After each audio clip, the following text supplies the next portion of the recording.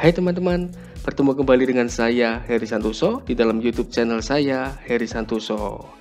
Di dalam channel ini, saya akan berbagi dan membongkar berbagai hal mengenai soft skill yang diperlukan di dalam kehidupan dan pekerjaan teman-teman. Jadi, akan sangat bermanfaat buat kamu semuanya. Dalam video kali ini, saya ingin membongkar cara agar orang lain mau mendengarkan saat kamu sedang berbicara. Kemampuan berbicara ini sangat penting dan sangat mendukung kesuksesan kamu baik dalam karir, bisnis, maupun dalam hubungan sosial kamu. Mau tahu detailnya? Nah, sebelum saya bongkar rahasianya, ingatlah untuk like, subscribe, dan tekan tombol lonceng sehingga ketika saya membagikan video terbaru, kamu menjadi orang pertama yang mengetahuinya.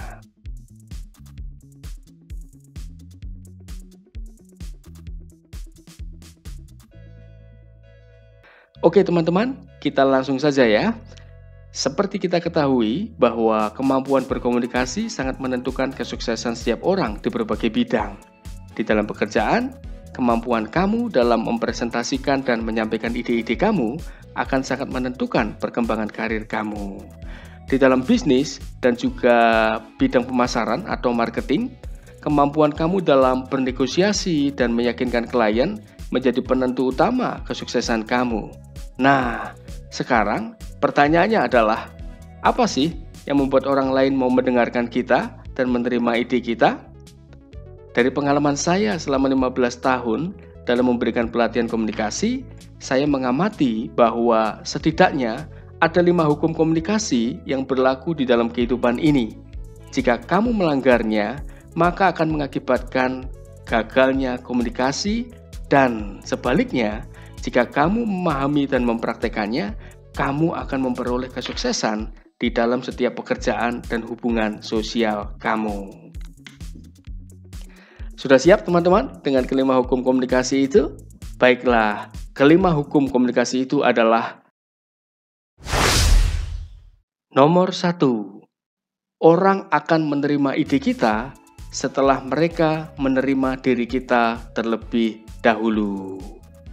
Nah, teman-teman, hal penting yang wajib kamu tahu adalah bahwa rata-rata manusia itu sangat subjektif di dalam menilai sesuatu. Ketika mereka tidak menyukai seseorang, maka hal apapun yang disampaikan oleh orang tersebut akan ditolak, bahkan akan di-counter atau dilawan balik. Pernahkah teman-teman mengalami ini di kantor? Saat teman-teman menyampaikan suatu ide, tidak didengarkan, dan bahkan ide tersebut ditolak mentah-mentah. Tetapi ketika yang menyampaikan adalah orang lain, bahkan dengan ide yang sama, malah diterima. Pelajaran yang kita peroleh dari kejadian ini adalah bahwa seringkali bukan idenya yang buruk ketika ditolak, tetapi jangan-jangan diri kitalah yang menyebabkan orang menolak ide kita. Itulah yang saya sebut dengan penilaian manusia sangat subjektif. Oleh karena itu, untuk memperbesar kemungkinan agar ide-ide kamu diterima, kamu perlu memastikan bahwa teman bicara kamu itu menerima pribadi kamu terlebih dahulu.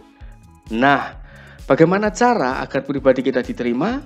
Bagaimana cara agar kita memiliki likability?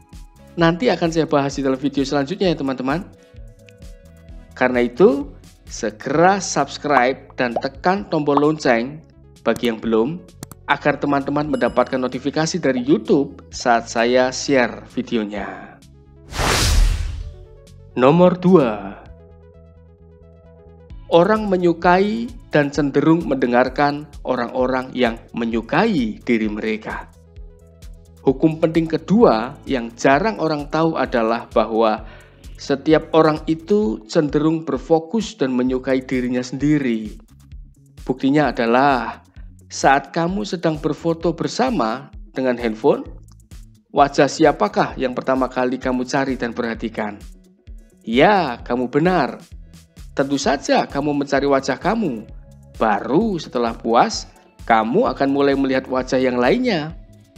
Hal itu sangat wajar teman, karena manusia itu memiliki yang namanya self defense mechanism atau mekanisme pertahanan diri. Yang salah satu efeknya adalah untuk mengutamakan dan mementingkan diri sendiri atau biasa disebut dengan ego. Jika ego itu masih dalam batas wajar, hal tersebut masih bisa diterima.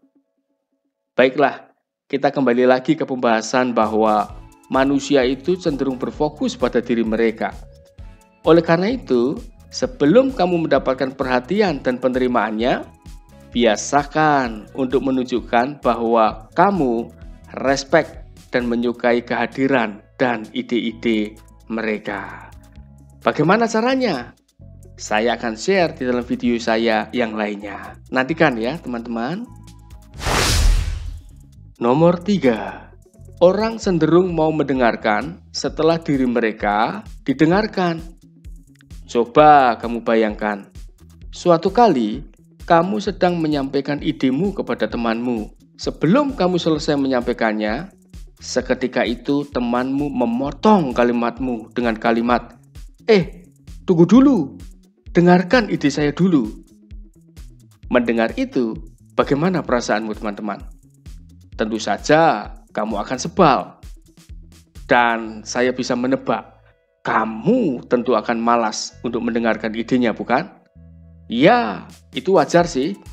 Oleh karena itu, ketika kamu ingin menyampaikan idemu, entah itu kepada teman, atasan, ataupun klien, biasakan untuk menunjukkan kepada mereka bahwa kamu mendengarkan mereka terlebih dahulu.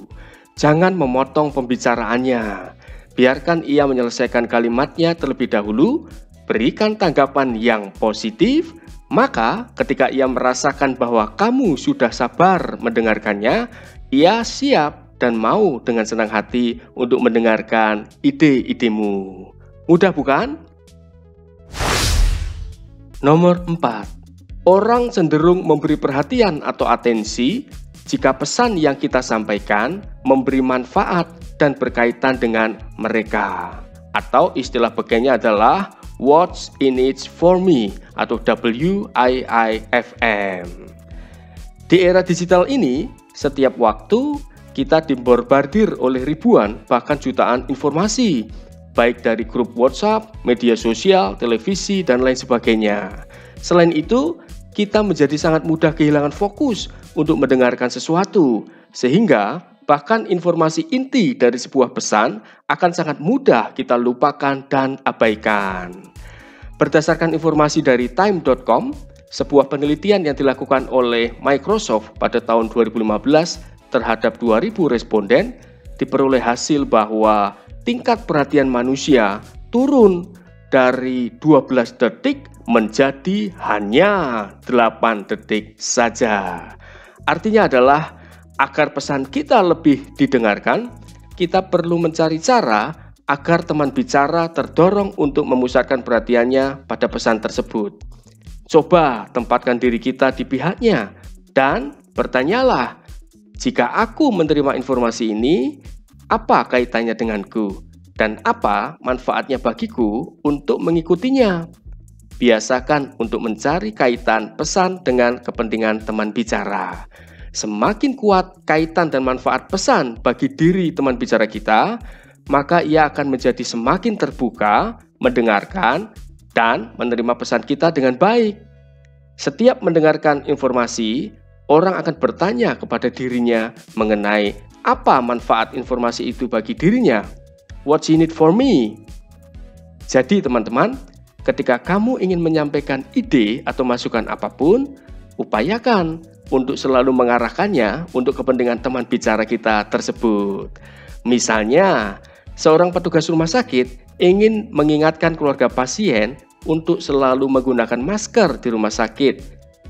Nah, daripada menyampaikan, "Pak, dimohon menggunakan masker karena peraturan rumah sakit ini seperti itu." Pesan ini akan lebih didengar dan diikuti jika menggunakan kalimat yang berkesan untuk kepentingan yang bersangkutan. Misalnya, "Pak, demi kesehatan dan kenyamanan Bapak dan keluarga, dimohon untuk menggunakan masker." Ketika mendengarkan kalimat pertama, customer tidak akan menggubrisnya. Malahan justru akan mendebat dan menganggap bahwa rumah sakit terlalu banyak menyuruh-nyuruh. Sedangkan kalimat kedua akan memberikan kesan bahwa rumah sakit memberikan perhatian pada kepentingan dan kesehatan customer. Dan pada akhirnya kalimat ini akan lebih didengarkan dan diikuti customer. Yang perlu selalu kamu ingat adalah biasakan untuk mengaitkan pesan kita dengan kepentingan customer. Maka ia akan lebih terbuka untuk menerima pesan tersebut. Nomor 5. Berlaku prinsip 2R. Responsibility and responsibility. Hukum terakhir dari keberhasilan komunikasi adalah prinsip 2R sebagai berikut. Responsibility atau tanggung jawab. Artinya adalah bahwa dimengerti atau tidaknya pesan kita, serta diterima atau tidaknya pesan kita, itu merupakan tanggung jawab kita, teman-teman, untuk mempersiapkannya dengan baik. Jangan menyalahkan siapapun, itu tanggung jawab kita, bukan orang lain. Ambil tanggung jawab pribadi atas setiap kegagalan komunikasi yang kita alami, dan segera lakukan perbaikan dalam cara menyampaikan pesan. Maka, kamu akan mencapai keberhasilan saat berkomunikasi. Responsibility artinya adalah bahwa kita ini memiliki kemampuan untuk memperbaiki respons kita. Atau dengan kata lain, kita mampu kok memperbaiki respons kita. Yang penting kita memiliki kemauan untuk maju. Nah, inilah 5 hukum komunikasi yang berlaku sepanjang masa. Terapkan 5 hukum ini dalam kehidupan kamu, maka kamu akan mengalami kesuksesan demi kesuksesan dalam kehidupan, pekerjaan, dan hubungan sosial kamu. Semoga bermanfaat, teman-teman. Jika kamu ingin mendapatkan video-video saya yang lainnya terkait soft skill, pengembangan diri, dan karir, silakan like, subscribe, dan nyalakan lonceng notifikasi, serta juga share kepada teman-teman yang lain. Saya doakan kamu semuanya sehat, sukses, dan bahagia selalu. Salam sehat bahagia dari saya, Heri Santoso.